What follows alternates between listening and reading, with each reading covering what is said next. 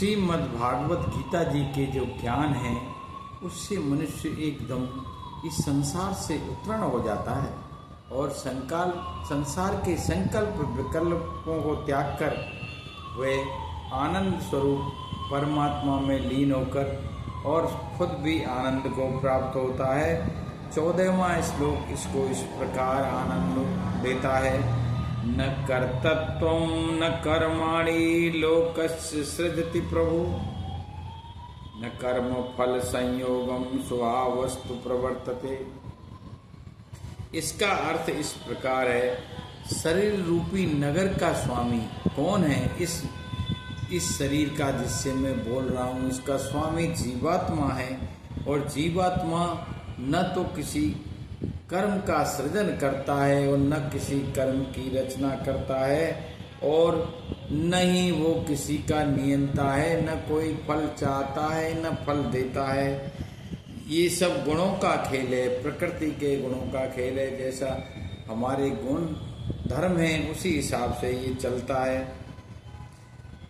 इसको काव्य श्लोक गीता गोपाल हिंदी काव्य आनंद गीता इस प्रकार समझाती है। आइए समझते हैं हिंदी काव्य गीता से आनंद रूपी इस प्रकार। न सृजक नहीं प्रेरक जीवात्मा, सृजक न ये प्रेरक आप जीवात्मा, नहीं वे कर्म रचने वाला, नहीं वे कर्म रचने वाला, गुणवधीन चलता रहता वे ये जीवन का खेल निराला। न सृजक नहीं प्रेरक जीवात्मा, नहीं ये कर्म रचने वाला, गुणवधीन चलता ही रहता ये जीवन खेल निराला। ये जीवन का खेल तो गुणों के अधीन होकर यूं ही चलता रहता है। जिसने ये जान लिया है, ये इस श्लोक को समझ लिया है, उसे आनंद की कोई कमी नहीं है। वो आनंद स्वरूप होकर इस संसार को काटता है। जाना जिसने ये भाव बखूबी, जाना जिसने ये भाव बखूबी, वे दुखों से रहता दूर। जाना जिसने ये भाव बखूबी, वे दुखों से रहता दूर।